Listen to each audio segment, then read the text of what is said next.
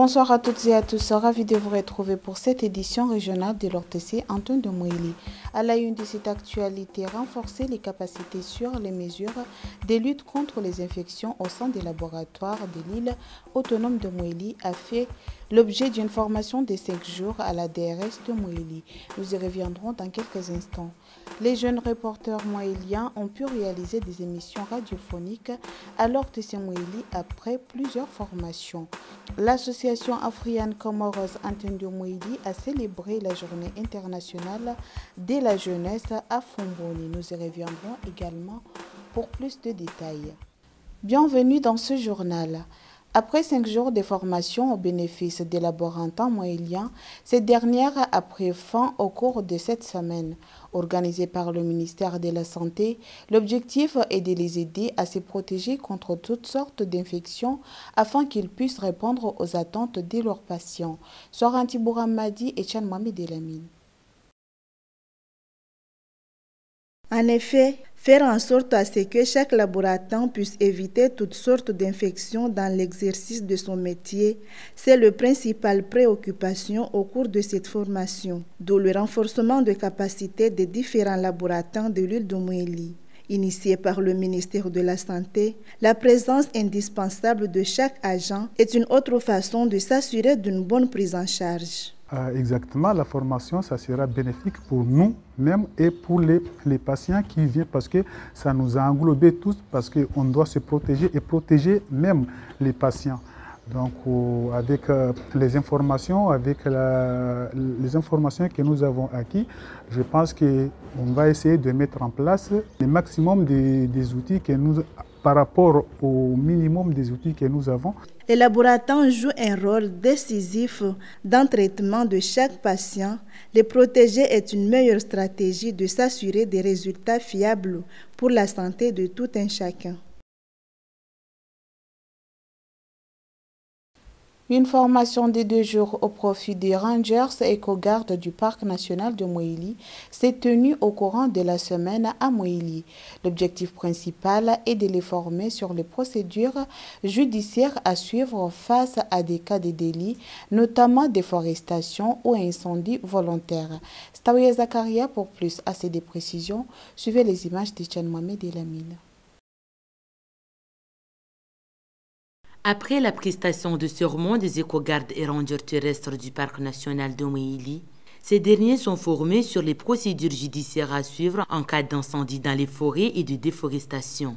Une formation initiée par le Parc national de Mouili en collaboration avec la gendarmerie et le parquet de Fomboni dans l'objectif de faciliter le travail de leurs agents une fois sur le terrain dans le respect des normes établies. Il est à noter qu'ils doivent respecter les droits de l'homme. Ils n'ont pas le droit d'agresser quiconque quel que soit. S'ils constatent une infraction quelque part, ils arrêtent la personne, ils alertent la gendarmerie, on fait la procédure comme il le faut. Ils n'ont pas le droit à l'erreur. Rappelons que protéger l'environnement marin et terrestre est d'une parmi les priorités du Parc national de Mouili. Raison pour laquelle former ces agents sur les procédures judiciaires à suivre est une priorité. Autre volet de ce journal, les jeunes reporters de Mouili ont effectué une visite à l'ORTC Antoine de Mouili. Une occasion pour ces futurs grands reporters de passer à la pratique en réalisant des émissions radiophoniques. Staouya Zakaria et Bakar Kassim. Après plusieurs formations, les jeunes reporters de Mouili ont passé à la pratique au courant de cette semaine à l'ORTC Antoine de Mouili. Ces derniers ont procédé à l'enregistrement et à la réalisation des émissions radiophoniques. Une occasion de toucher du doigt les fruits de leur travail avec la collaboration des agents de l'ORTC. Une journée inoubliable dans la mesure où ça leur a permis de renforcer une fois de plus leurs capacités. En fait, on ne pouvait pas apprendre à des jeunes à faire ce métier sans le faire toucher du doigt ce que c'est. Déjà, le fait qu'ils viennent dans vos studios, c'est pour découvrir en conditions réelles ce que vous faites.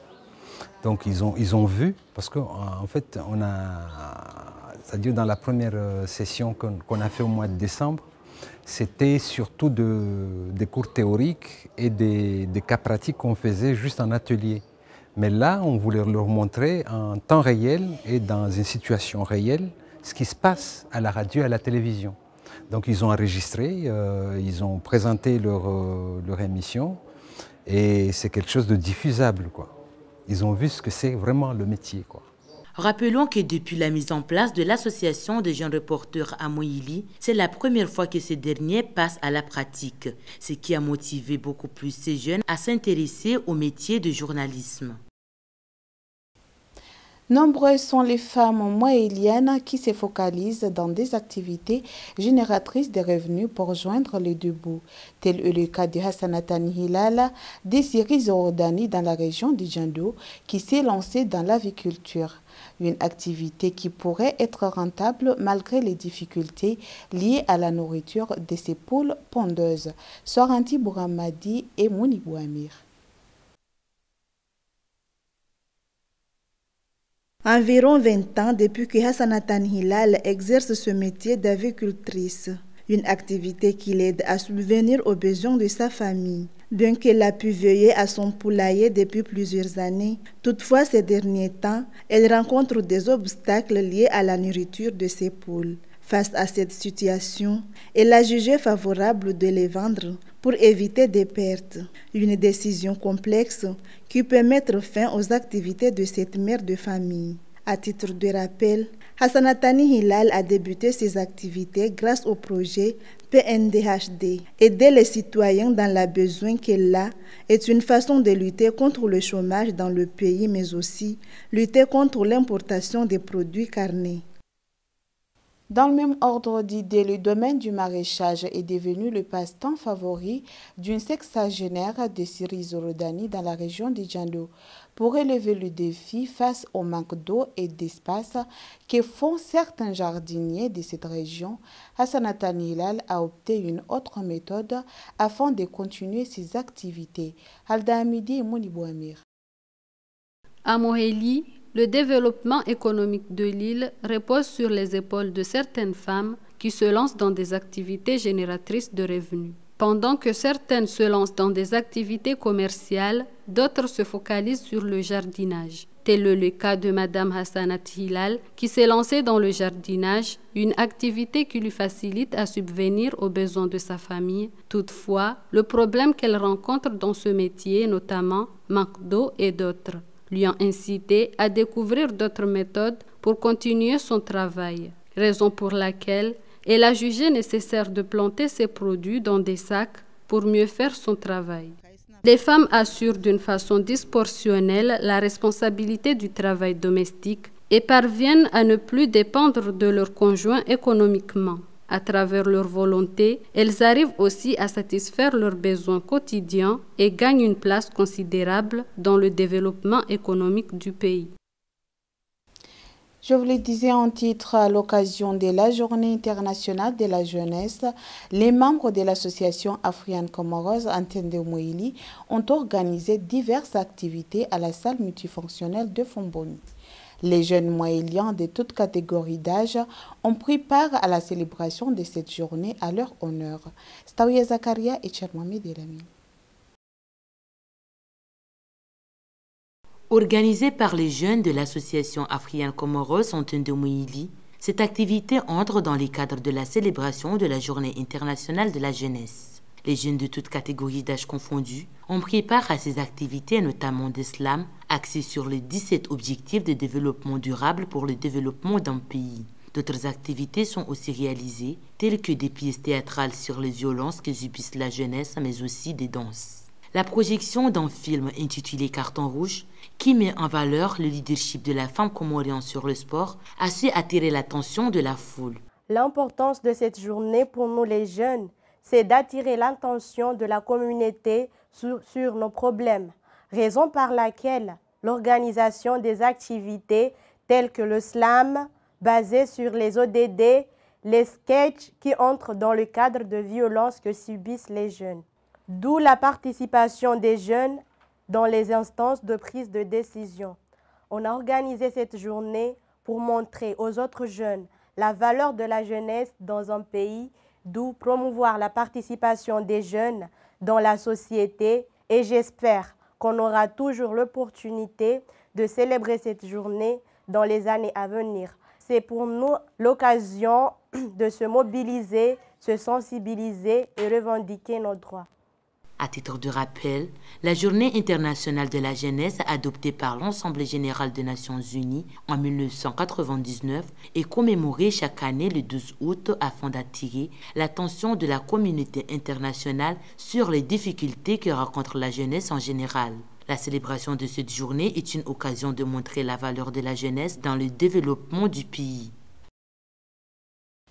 Un mot d'espoir pour finir. Siri Zurudani, à l'instar des autres localités de l'île de Mouili, le terrain de football ne répond à aucune norme d'un terrain digne de ce nom, ce qui constitue un obstacle pour les sportifs de la dite localité, en particulier les jeunes qui pratiquent de moins en moins le sport. Lurar Tchake et Mounibou Amir. Ce terrain est censé répondre aux attentes sportives de la localité de Siri Zurudani, en particulier les jeunes. Comme vous pouvez le constater, il est loin d'être un terrain digne de ce nom, malgré les efforts de la jeunesse de ce village avec l'appui de certains leaders. Ils n'ont pas pu atteindre leurs objectifs avec l'absence d'une clôture, gazon synthétique et autres. Le sport, précisément le football, perd sa place aux yeux des amateurs de football. Certes, la diaspora contribue énormément dans la réalisation de ce projet de la construction de ce terrain. Toutefois, sans l'aide de responsables du domaine, les terrains resteront à jamais en stand-by. Mon message, c'est de demander aux dirigeants du football de Mouili de nous soutenir, parce qu'on a beaucoup de projets, mais vu le financement qu'on avait, ça n'a pas suffi à nos projets en fait. J'aimerais bien qu'ils viennent nous soutenir, même s'ils ne donnent pas de l'argent, mais de nous donner des idées. Ça va nous calmer un peu. Un espace sportif, qu'il s'assoit un terrain de football et autres disciplines, demeure un point d'échange et rencontre interlocalité, voire même réunion. Réhabiliter ces terrains de la localité de Siri Zurudani, au même titre que ceux des autres villages, serait un atout pour le développement sportif de l'île de Mouili, surtout dans la région de Djando. Mesdames et messieurs, avant de boucler cette actualité, le rappel des titres. Renforcer les capacités sur les mesures de lutte contre les infections au sein des laboratoires de l'île de Mouili était au cœur d'une formation de 5 jours. Les jeunes reporters moéliens ont pu réaliser des émissions radiophoniques à l'ORTC Antoine de Mouili. L'association Afriane Comoros Antoine de Mouili a célébré la journée internationale de la jeunesse comme il se doit. Voilà, mesdames et messieurs, c'est la fin complète de cette édition régionale de l'ORTC Mouili. Merci à tous de l'avoir suivi et bon suite de programme sur votre chaîne nationale. À très bientôt.